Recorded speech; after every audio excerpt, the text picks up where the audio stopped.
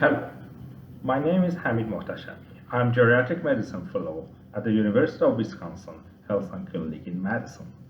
For today's Journal Club, I'm presenting a review article that published in Journal of AGS in October 2020 by Dr. Cole et al.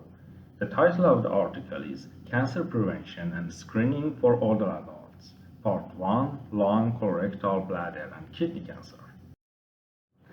This review addresses special considerations regarding cancer prevention for older adults aged 65 and older, screening decisions, and the impact of limited life expectancy and older adults' ability to tolerate cancer treatment are also addressed.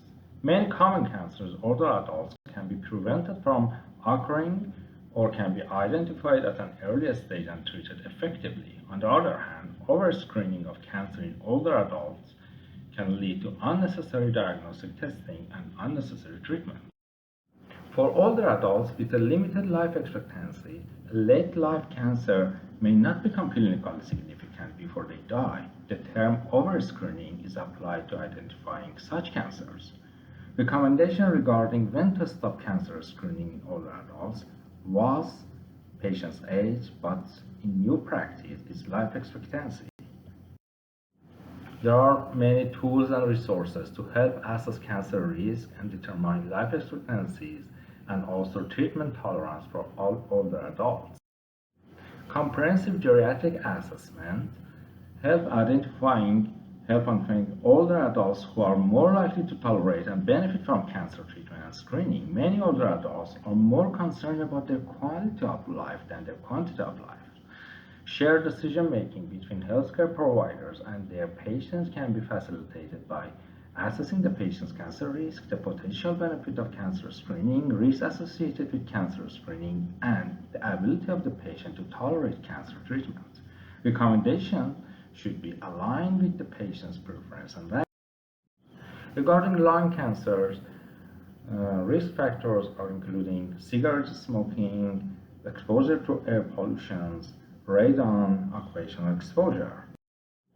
Primary prevention, including quitting smoking at any age, can lower the risk of lung cancer, and also testing for radon and reducing radon in home that has a high level of radon.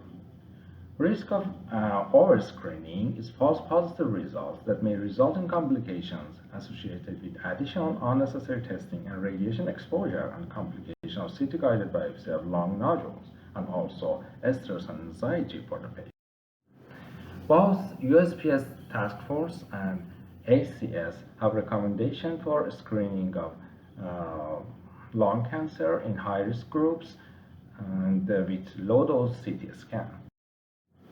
Regarding colorectal cancers, primary prevention including increase in physical activity, reduction or cessation of alcohol consumption, stopping cigarette smoking, and increasing dietary fiber.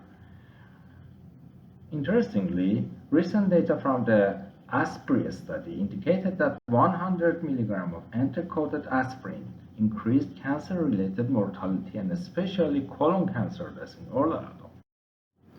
Both USPS Task Force and ACS have guidelines for screening of colorectal cancer in general population, and both of them don't recommend screening for CRC after age 85. Screening options for CRC are fecal tests like FIT, FIT DNA or GAIC test, and also colonoscopy and flexible sigmoidoscopy. Colonoscopy was demonstrated to have the greatest impact on CRC incidence and mortality, but sigmoidoscopy and FIT were also shown to have a significant impact. When discussing fecal testing with older adults who are frail or have limited life expectancy, shared decision making is important. There is little benefit in doing fecal testing if the patient is not willing or is not a candidate for colonoscopy.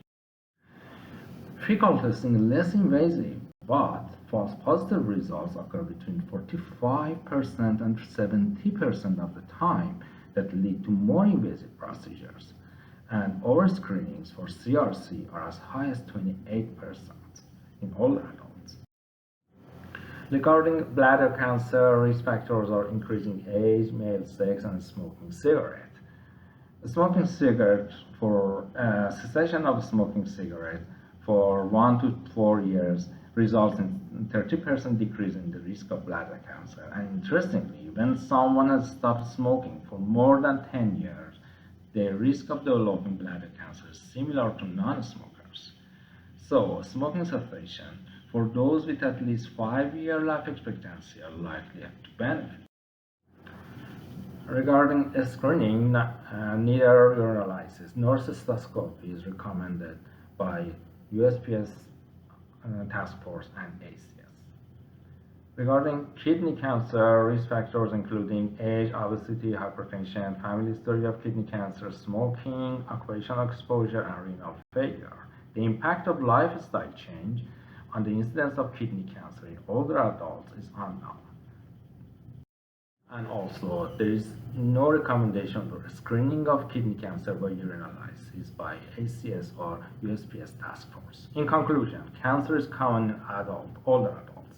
It is important that healthcare providers educate their patients regarding their cancer risk and, where appropriate, recommend intervention to both prevent and screen for cancer. And older adults' life expectancy is a better determinant of when to stop screening for cancer than the patient's age. Interventions that have not been shown to provide benefit for older adults should be avoided. Thank you.